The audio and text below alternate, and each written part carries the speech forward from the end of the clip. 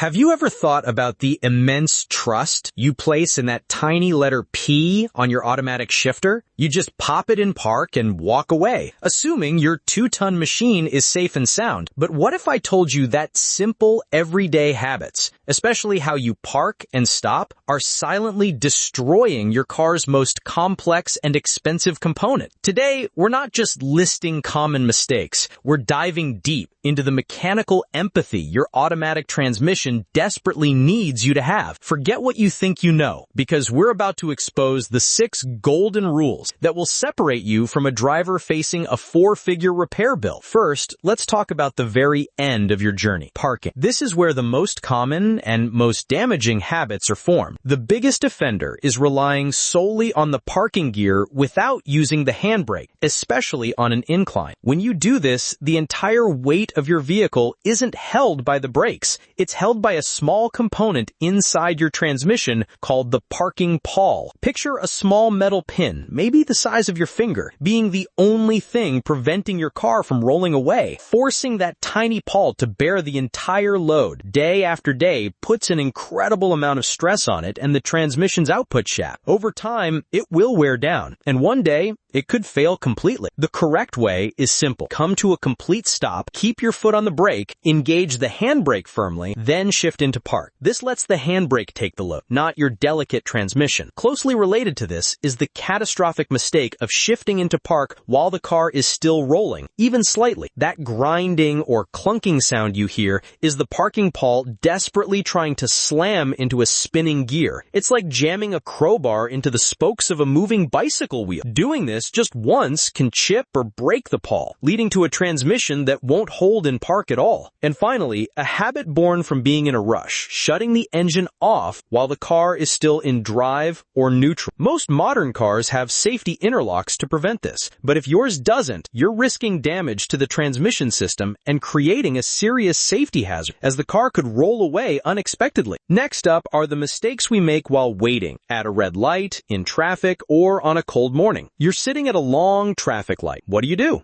If you're like most people, you keep the car in drive with your foot on the brake. It seems harmless, but you're actually creating unnecessary heat and wear. In drive, the torque converter is still trying to transfer power from the engine to the transmission. You're holding it back with the brakes, but the system is still under load, generating heat. On a hot day, keeping your car in drive for just a couple of minutes can raise your transmission fluid temperature by 10 to 15 degrees. Over time, this cumulative heat breaks down the transmission fluid, reducing its ability to lubricate and protect the internal components. The simple fix? Shift into neutral. This disengages the torque converter, giving your transmission a much-needed break. This heat problem is even more critical on cold mornings. Just like your engine, your transmission needs a moment to warm up. The fluid inside thickens significantly in the cold, and trying to drive off immediately forces this thick, sluggish fluid through narrow passages. This starves components of proper lubrication at startup and puts a huge strain on the system. Just giving your car a minute to idle before you drive off allows the engine and transmission fluid to warm up and circulate properly, preventing that initial damaging strain. Let's bust some driving myths that are not only wrong, but actively harmful. The most persistent one is coasting downhill in neutral to save fuel. This is a complete fallacy from a bygone era of carbureted engines. Modern cars with fuel injection are smarter than that. When you're in drive and coasting downhill, the engine control unit cuts fuel flow to the injectors completely. The wheels are turning the engine, so it doesn't need any fuel. You are literally using zero fuel. The moment you shift into neutral, the engine has to inject a small amount of fuel to keep itself idling. So you're actually wasting fuel by coasting in neutral. But more importantly, it's a huge safety risk. In neutral, you have no engine braking to help slow the car down, forcing your brake pads and rotors to do all the work, which is the last thing you want on a long, steep descent. You also lose the ability to accelerate instantly if you need to avoid a hazard. Another Another destructive habit is aggressive acceleration from a standstill. Launching your car like you're at a drag strip puts a violent shock load through the entire drivetrain. The engine mounts, suspension bushings, and especially the internal clutches and bands in your transmission take a massive hit. Doing it occasionally might not cause immediate failure, but making it a habit will drastically shorten the life of these components. And finally, never, ever shift from drive to reverse or vice versa while the car is still moving. This is called a rocking shift, and it's like a sledgehammer blow to your transmission's gear sets and clutch packs.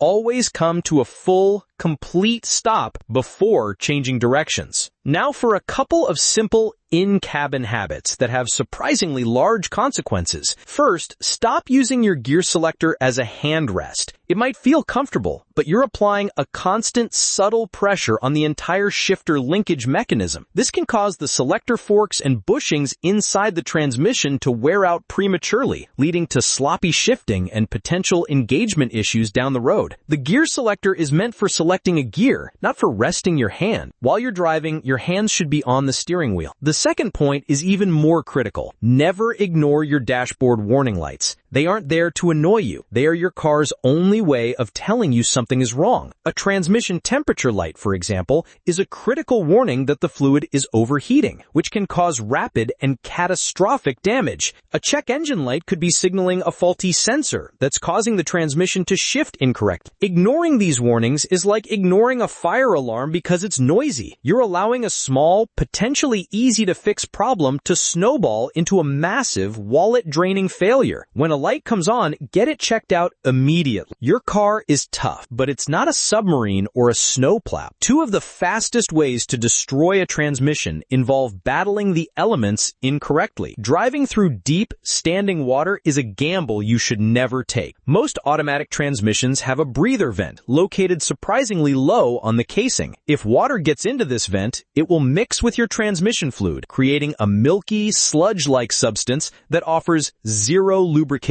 This contaminated fluid will destroy the clutch packs and other friction materials almost instantly. Unlike engine oil, you can't just drain the water and refill it. Once the damage is done, it's done. The only fix is an expensive rebuild or replacement. So if you don't know how deep that puddle is, don't risk it. The same logic applies when you're stuck in snow or mud. The instinct is to floor the gas pedal and spin the wheels. But this is one of the worst things you can do. Spinning your tires at high RPM while the car is stationary generates an incredible amount of heat inside the transmission very quickly. With no airflow to cool it down, you can literally cook your transmission in minutes. Instead, gently rock the car back and forth between drive and reverse. Use low gear modes if you have them. Place sand, non-clumping cat litter, or floor mats under the drive wheels to gain traction. A little bit of patience and strategy will get you out without a tow truck and a new transmission. Finally, we arrive at the most fundamental rule of all, one that governs the long-term health of your entire vehicle. Do not neglect your fluids. We're talking about two critical liquids here. First is your transmission fluid itself. There's a dangerous myth that some transmissions have lifetime fluid. There is no such thing as lifetime fluid. Over time, heat and friction break it down, and tiny metal particles from normal wear contaminate it. This old, dirty fluid can't lubricate or cool effectively, accelerating wear on every moving part. As a general rule, you should have your transmission fluid and filter changed every 80,000 kilometers, or even sooner if you do a lot of towing or heavy-duty driving. Fresh fluid is typically bright red and almost odorless. If yours is brown, dark, or has a burnt smell, it's screaming for help. The second fluid, which people don't often associate with transmission health, is your fuel. Running your fuel tank close to empty is a bad idea because the electric fuel pump, which is located inside the tank, relies on the surrounding gasoline to stay cool. When the fuel level is very low, the pump can overheat, shortening its life. More importantly, running low on fuel allows the pump to suck up any sediment and debris that is settled at the bottom of the tank over the years. This gunk can clog your fuel filter and injectors, leading to poor engine performance, which in turn can put extra strain on the transmission. Keeping your tank at least a quarter full is a simple habit that protects the entire fuel system